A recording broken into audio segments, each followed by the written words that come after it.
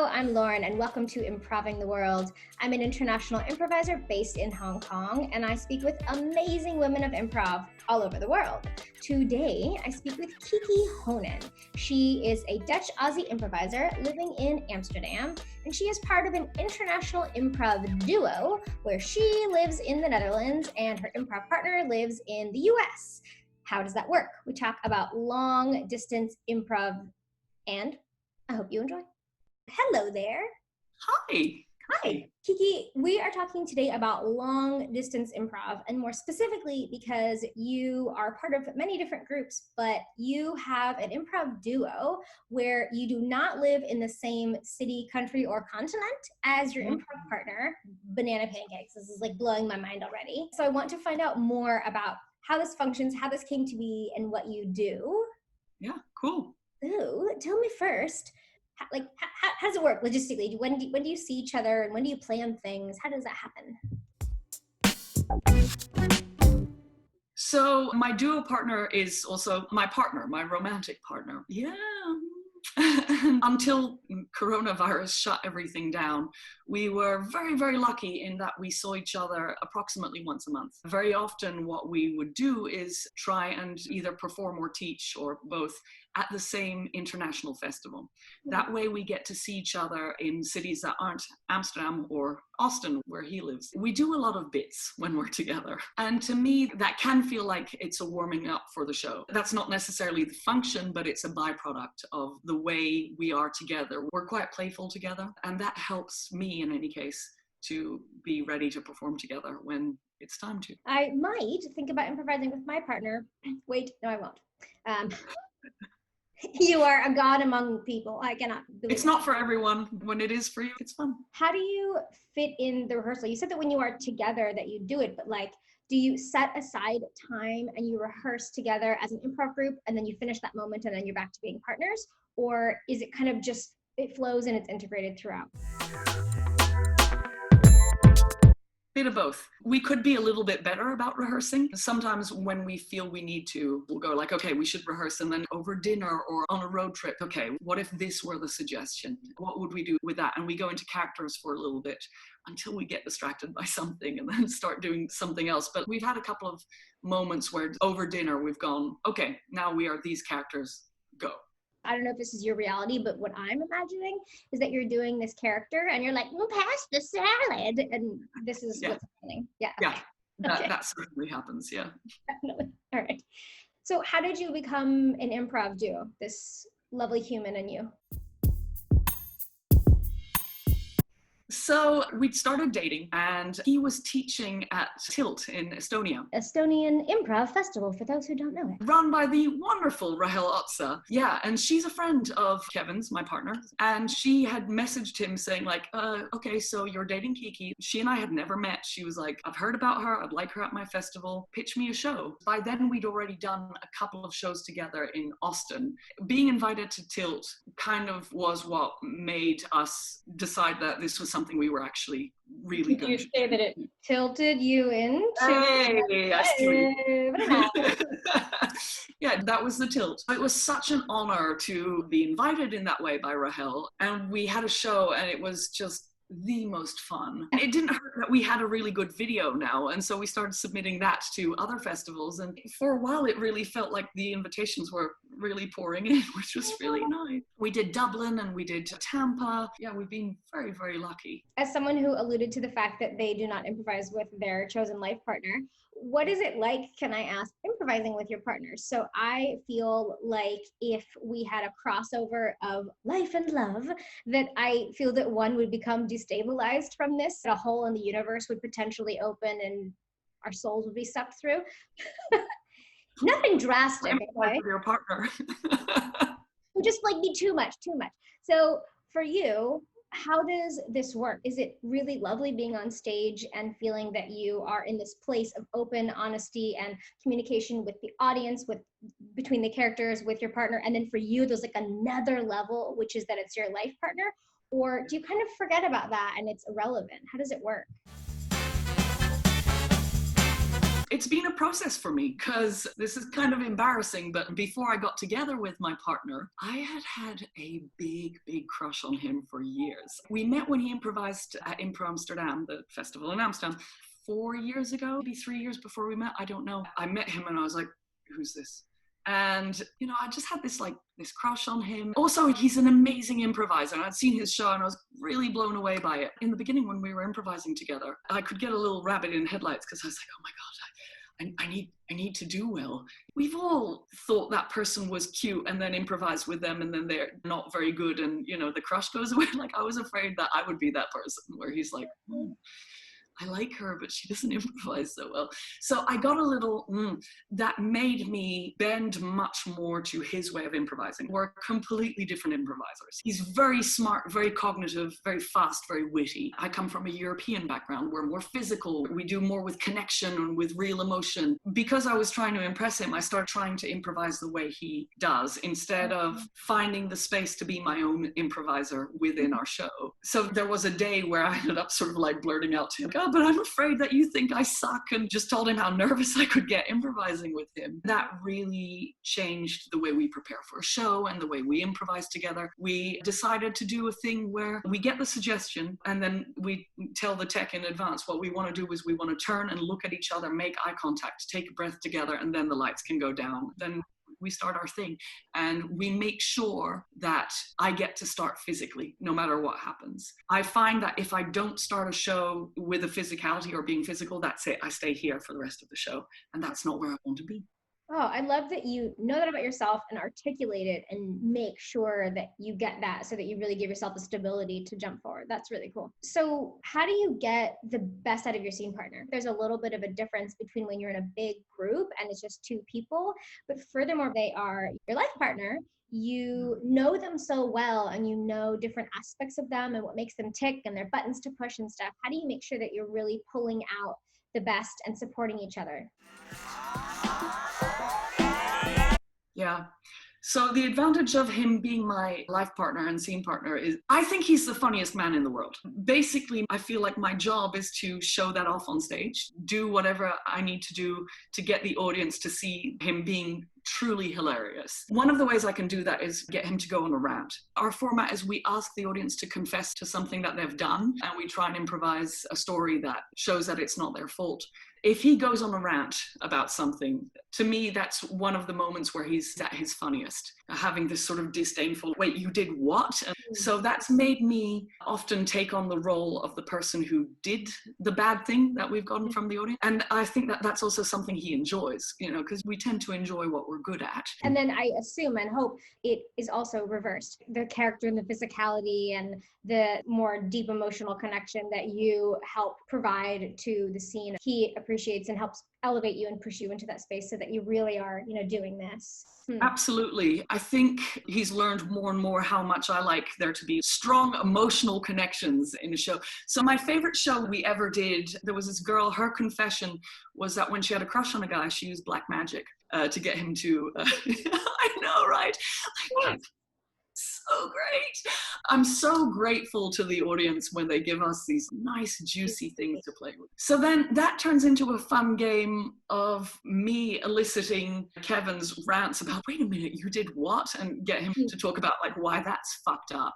And him playing the love interest and with awareness of the time we have building up that love story, nice and slow and then climactic at the end. Mwah, love it. Okay, so going back to the fact that you're doing all of this, but you're not in the same physical place oftentimes. So how do you make sure that your product is ready for performance? So you could do planning and talking. Do you not need it as much because you are a partnership? How does that work?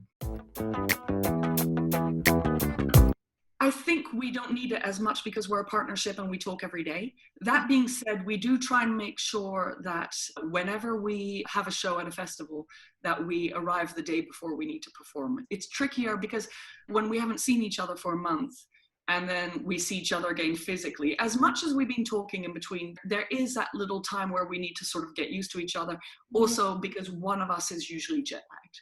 So we need that time to get our relationship feeling normal again. Sometimes it's 20 minutes, but sometimes it takes a few hours just to sort of go, oh yeah, this is how we are together. The sort of playfulness warm-up happens anyway, because that's how we are. And the part of the warm-up that's about connection, which is something that I need much more. We've borrowed from a different duo that I'm in. I'm in a duo with Laura Dorneweer-Perry. We do a thing where we make eye contact. Sometimes we hold hands and look at each other and say, here's what I like about you as a performer. Here's the things that I admire about you on stage. And here's what I like doing with you on stage.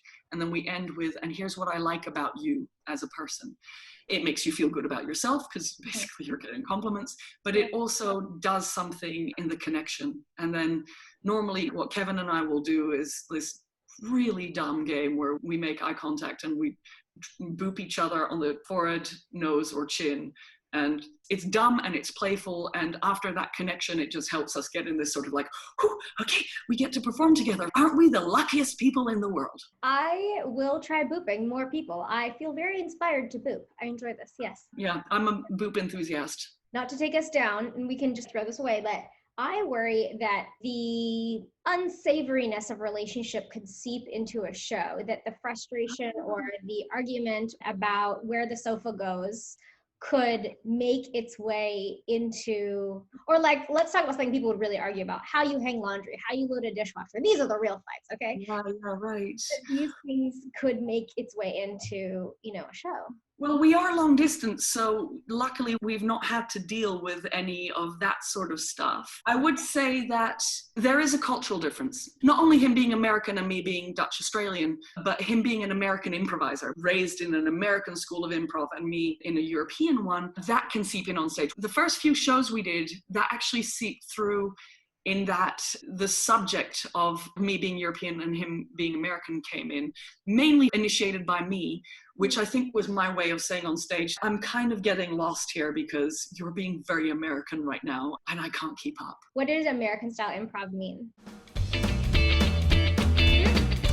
To me, it's very associative and very fast. It doesn't stick with the moment or with the connection anywhere near as long. And it's very aimed at being funny, being quick. That's great. I love it. It's fun to watch. But if I need to be in that, I find myself just like, at the end of the show, I'm just like, okay, that was exhausting. And I still feel like I was the slowest person on stage, which is funny because over here, I get the feedback that I'm too quick and that I need to slow down. I would say I'm the most American of the improvisers in my city, maybe. I still just can't keep up with these Austinites. I just can't. We've got this American theater here in Chicago, which is where I was trained. And for longer than I care to admit to, I thought that that was what improv was. I didn't realize that there were other things. It took me a while to go like, oh, wow, look at what they're doing in London. Initially, I was raised as an American-ish improviser. And coming back, I was just thinking about the fact that you were saying that your show is confessional. How do you get truth from the audience? So we start by telling the story of how we became the Helmet Thieves, which on our very first trip together, we went down to Normandy because Kevin always wanted to see Omaha Beach, is interested in D-Day. So we went down to Omaha Beach, arrived, super sweet French family at the Airbnb, invited us to their table, gave us wine and, said, what brings you here? So I explained and, oh, he's interested in D-Day, an American. Would he like to see a helmet that our grandfather found in the rafters of this very house? Of course he did. So they produced this helmet together with a book that they'd made with 40 years of research into the guy whose helmet it had been. Kevin's super happily reading this book, then nudges me in the ribs. And it turns out that there's a letter in this book. They reached out to the guy's widow asking for information about the guy. She wrote back, not giving information, but saying, hey, this technically belongs to me. This helmet is important to me, please return it. And then the next page was a letter dated from a year later from his parents saying, look, our daughter-in-law reached out to you. She really wants his helmet back. Please return it. So we end by saying, not only did they keep the helmet, they included the letter in their research, just like completely tone deaf. The cheeky French, my goodness. Well, and that's the thing. They were the nicest people. So we conclude by saying really lovely people can do terrible things. Would you like to share something with us? And then sometimes you'll have an audience where not many people are willing to share something. And then I'll share that I overslept on my best friend's wedding day where I was supposed to be a witness. Yeah. So, yeah, my alarm clock failed me and I overslept and it was terrible. And she forgave me. You open your own Pandora's box first, and then it makes a safe space for them to do the same. Exactly. And then usually a couple of people will come up with something. And actually, sometimes we really have to pump the brakes. Sometimes people want to tell us the entire story, which doesn't give us that much to improvise with because it's not playback theater, you know? It's, right. Actually, that's a really good point. If anyone's listening and you are an audience member, we want high-level details, executive summary. We don't want the depth because we want to make up the depth and probably get it kind of wrong on stage for your enjoyment. So, good point. Kiki, you have done long distance improv with a life partner. You have done other duo improv work and improvised in many different festivals and places. If you could share words of wisdom speaking to the younger version of you, your improv community peers, and someone who finds this video who is curious about improv, what would you like to say? This is a terrible time to give this advice, but I'm going to give it anyway. Go to international festivals. For me, I was very inspired by what I could see. And the more diversity you see, in the widest definition of that word, the more diversity you see on stage, the more it makes it possible for you to be. It's grammatically incorrect, but I think you know what I mean. Get inspired by watching a lot of different improv. I like that. That's very nice. And if people want to come watch your improv, if they have things they want to confess at exec summary level, if they want to come by you, what's really Dutch? Bitterballen. What? Bitterballen. What's that? Little deep fried bowls of ragu. Sold. Yeah. I'll have one. If people want to come by you, bitterballen, then how can they find you? We have a Facebook page for Helmet Thieves. Help us by giving us a like, or find me on Instagram at Hooray I'm a Kiki. Is that a reference to the Scissor Sisters song, or is it unrelated? Unrelated, funnily enough. Maybe subconsciously, because I do love the Scissor Sisters. I started my Instagram years ago because some kids wanted me to upload more pictures of my cat, and I never changed the handle. So the Scissor Sisters stole from you? Did. They need to come and confess that at a show so that Kevin and I can improvise based around that. Definitely. And I want front row seats. Wunderbar. And I'll be there eating my bitterballen. Well pronounced. Well done. Kiki, thank you so much for your time and your stories and your energy. It was really wonderful speaking with you. I will put information below in the description of how people can find you and like you and throw money at you. Thank you for joining Improving the World. There's more back to come. Bye all. Thank you so much. Hey. So, did you love the video? If you did, please say kind and wonderful things in the comments down below. And if you're feeling sassy, you could subscribe and look for more Improving the World. Bye.